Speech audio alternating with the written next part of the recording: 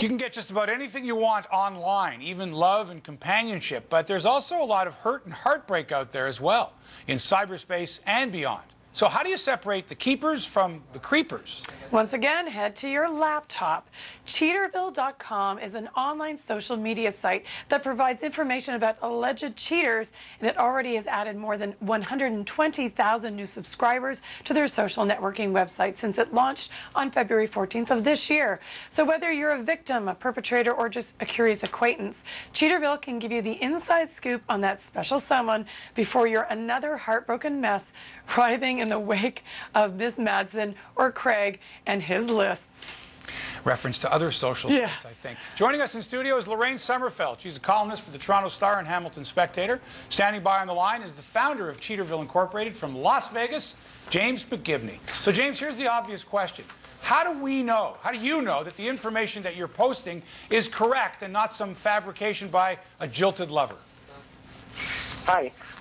And we don't. We always say we're not judge or jury. It's up to the person who is reading that information, just like if you read anything online, whether it's true or not. So, you know, anything that maybe there are some posts that are fabricated and not true, and, you know, we apologize to those people that do get caught in the crossfire of that, but we know for a fact, an unequivocal fact, that there are a lot of them that are completely true, because we'll see the cheater respond directly to the post and basically ask to have it taken down.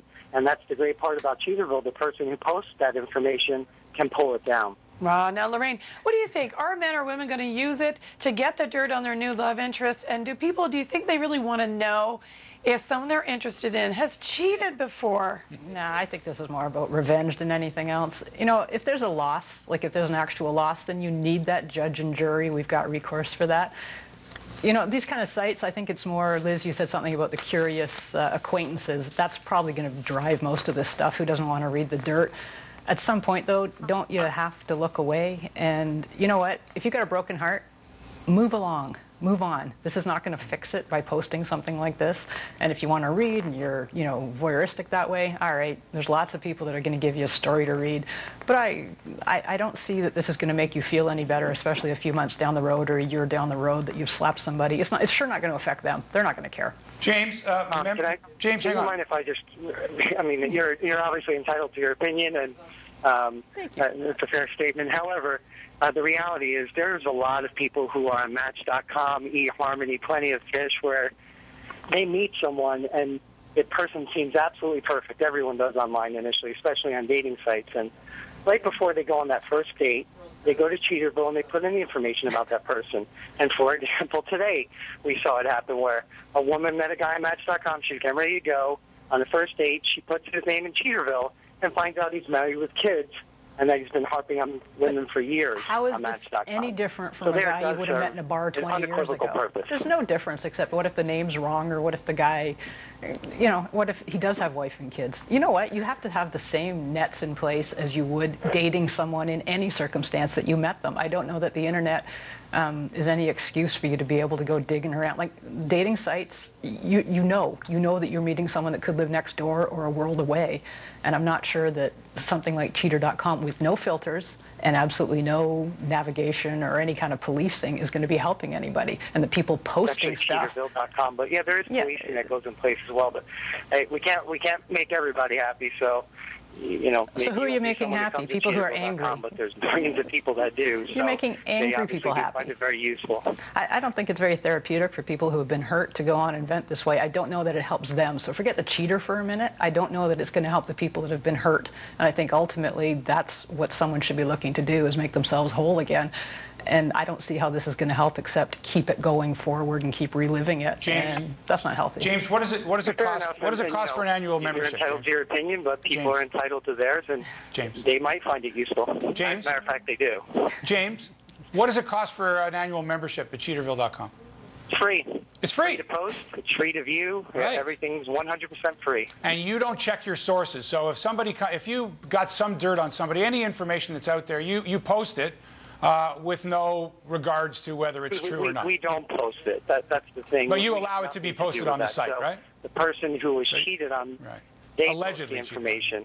Are you doing we this for don't, free? so we I know you don't charge we're people, not but going to are you call doing up the it cheater for and free? say, hey, someone's about to post that you cheated and gave them an STD, and they're furious about it, and they have a restraining order against you. Before we put that up, we just want to make sure you're okay with that.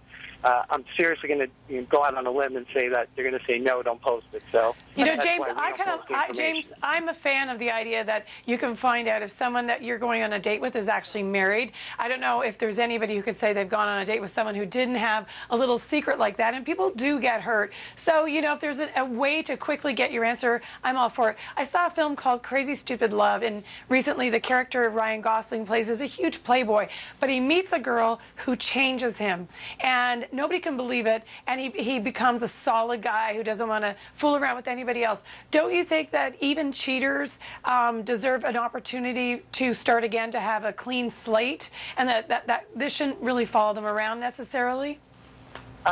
You're absolutely right. I do agree with that 100%, and that's the beauty of CheaterVille. So, it's amazing how quickly the media will spin this out. The cheater is now the victim because they're on our site. No, it's not. Forget about the person who was cheated on. They're no longer the victim. Forget about them. They're always lost in the shuffle. Okay, Lorraine, go ahead. Of it is, James, just come clean. You're going to make lots of money off it. They have the right to do, and the cheater works directly with them and apologizes. We see apologies every day on posts. I don't think this is not an ethical forum. You're making money. Just say so. I'd have more respect for that. You're making money. That's it. Just say so.